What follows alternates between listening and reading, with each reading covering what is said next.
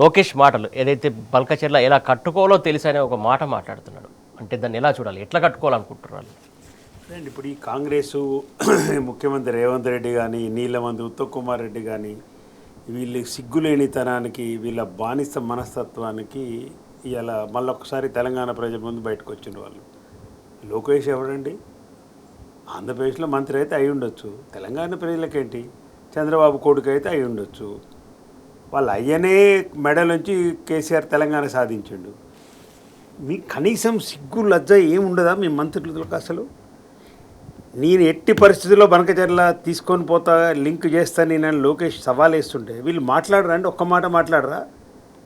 ఏమ్రా లోకేష్ ఎట్లా తీసుకుపోతావు? ఇక్కడ ఉన్నాం, ఇక్కడ ముఖ్యమంత్రి ఉన్నాం, నీలమంత్రి ఉన్నాం, మా తెలంగాణ మా రాష్ట్రం. ఒక్కడు మాట్లాడే కనీసం ఒక్క మంత్రి, ఒక్క ముఖ్యమంత్రి ఉన్నోడు. అంటే మీరు చంద్రబాబుకు బానిసలని తెలవట్లేదా? ఇక అర్థం కావట్లేదా తెలంగాణ ప్రజలకు? ఇంకా సపరేట్గా లెక్కలు, టీఎంసీలు ఏం అవసరం లేదు దీంట్లో. లోకేష్ అనేటోడు ఆంధ్రప్రదేశ్ మంత్రి. బనకచెర్ల ఎట్లా తీసుకుపోవాలో మాకు తెలుసు, బనకచెర్లను ఎట్లా ఆపుతారో చూస్తా నేను. ఎవడు ఆపలేడు. సిడబ్ల్యూసి నుంచి పర్మిషన్ ఎట్లా తెచ్చుకోవాలో మాకు తెలుసు, సెంట్రల్ నుంచి ఎట్లా తెచ్చుకోవాలో, డబ్బులు ఎట్లా తెచ్చుకోవాలో మాకు తెలుసు అంటుండే. సిగ్గులు అది అసలు మనుషులేనానే మీరు? నాకు అర్థం కాదు. మంత్రుల సంగతి దేవుడేరు కానీ దేనికి మీకు మంత్రి మండలి?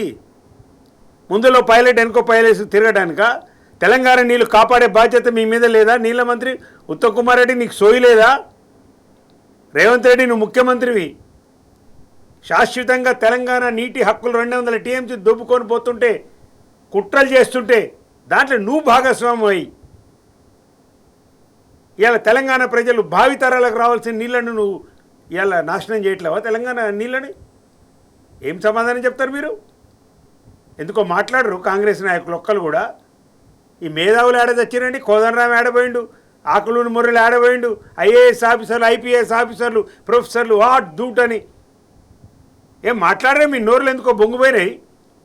కోదండరాం గారు మీరు ఎందుకు మాట్లాడరని బనకచెర్ల విషయంలో? లోకేష్ మాట్లాడిన దాన్ని ఎందుకు రియాక్ట్ గారు మీరు? ఎమ్మెల్సీ కానీ ఇట్లా అనుకుంటారా? ఇక ఇదేనా మీ తెలంగాణ ప్రజల మీద ఉన్న ప్రేమ? శాశ్వతంగా 200 టీఎంసీ మిగులు జలాలు, వ్యర్థ జలాలను తీసుకుపోయి దోపిడీ చేసి తీసుకుపోతుంటే చంద్రబాబుడు కళ్ళ ముందు కనిపిస్తుంటే ఏ లెక్కలు లేవు, ఏ పత్రాలు లేవు, తీసుకుపోవడానికి అనుమతులు లేవు. కేంద్ర సాధికారిక సంస్థలన్నీ రిజెక్ట్ చేసినాయి, తిరస్కరించినాయి చంద్రబాబు ప్రపోజల్ని. దొంగ రూట్లో వచ్చి ఇప్పుడు దొంగచాటుగా ఒక కమిటీ అని పెట్టి రేవంత్ రెడ్డి ఆడే డ్రామాకు మీరు తెలపరకలా? ఎట్లా మాట్లాడతాయండి లోకేష్? నాకు అర్థం కాదు.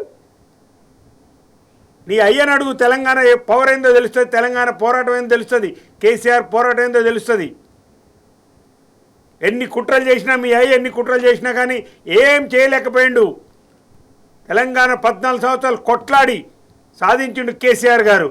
కేసీఆర్ గారు బతుకున్నాక మీరు ఇక్కడి నుంచి నీళ్లు తీసుకుపోగలుగుతారా? బనకచెర్లకు మీరు తీసుకుపోగలుగుతారా?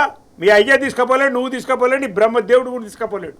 కానీ ఇక్కడ ఒక డౌట్ సార్, ప్రధానంగా ఏదైతే కేంద్ర సంస్థలు అన్నీ రిజెక్ట్ చేసినాయి దాదాపు ఆయన చంద్రబాబు రాసినటువంటి లెటర్లకి, మళ్ళీ అదే సంస్థను మేము ఒప్పిస్తామని చెప్పడంలో ఆంతర్యం ఏంటి? బలుపండి, బలుపు వీళ్ళ బానిసత్వం.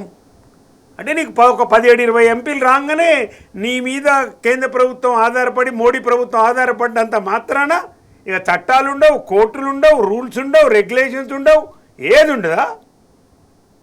ఎంత చులకన భావన అండి తెలంగాణ ప్రజల మీద, తెలంగాణ ప్రభుత్వం మీద ఇవ్వాలా?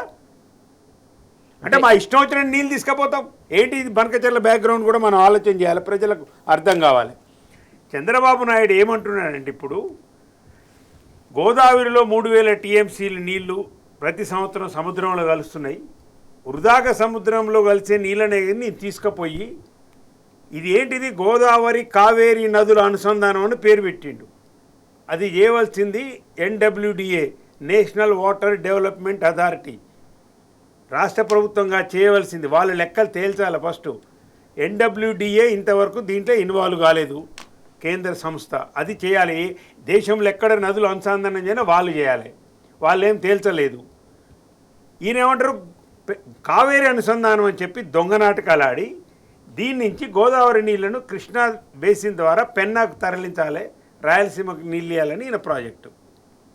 ఓకే, నువ్వు ఏమన్నా చావు, నీ నీళ్లు తీసుకుంటే నీకు వచ్చిన దాంట్లో పోలవరంలో రాయలసీమ తీసుకపో ఊరేగి ఏమన్నా చేయి, మాకు సంబంధం లేదు. మిగులు జలాలని ఎవరు చెప్పారు నీకు? అసలు జలాలు ఇంకా పంపకాలే జరగలేదు. ఏమన్నా కమిషన్ చెప్పిందా? ఒక ట్రిబ్యునల్, ఇప్పుడు నీళ్ళ గురించి చెప్పవలసింది భారతదేశంలో ఒకటి ట్రిబ్యునల్సే చెప్పాలి, తేల్చి చెప్పాలి. అలాట్మెంట్ వాళ్ళే చేస్తారు, ఎలకేషన్ వాళ్ళే చేస్తారు, పర్యవేక్షణ బోర్డులు చేస్తాయి. 200 టీఎంసీ నీళ్లు సముద్రంలో కలిసి నేను తీసుకపోతా పోలవరం నుంచి అని అంటున్నాడు. నీటి వాటలు కూడా ఇంకా తేలలేదు కదా సార్. అదే నేను అనేది. ఇప్పుడు అసలు జిఆర్ఎన్బి తేల్చరా? అసలు దాని మీద ట్రిబ్యునల్ లేదు రాష్ట్రం ఏర్పడ్డాక. గోదావరికి సంబంధించి కృష్ణా మీద ఇప్పుడు కేసీఆర్ గారు కొట్లాడి సెక్షన్ 3 ప్రకారం కృష్ణా మీద ఒక ట్రిబ్యునల్ ఉంది, వాదనలు జరుగుతున్నాయి. గోదావరి మీద ఇంకా ట్రిబ్యునల్ వాళ్ళే కోరిని, ఇంకా రాలే ట్రిబ్యునల్.